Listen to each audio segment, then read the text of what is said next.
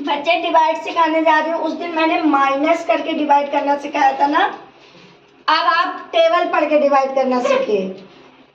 8 को 2 से डिवाइड करना है। किसको? 8 को 2 से डिवाइड करना है, इसलिए आपको 2 का टेबल पढ़ना है कि 8 से ज़्यादा ना जाए।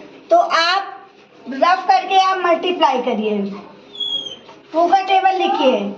2 1 जा 2, 2 2 जा 4, 2 3 जा 6, 2 4 जा 8, 2 1 जा 2, 2 2 जा 4, 2 3 जा 6, 2 4 जा 8। जब तक 8 नहीं आएगा तब तक हम टेबल पढ़ेंगे। तो देखिए कितने बार टेबल पढ़ने पे 8 आया। 2 4 जा 8, यानी कि मैंने 2 का टेबल 4 बार पढ़ा, तब मेरा 8 कटेगा।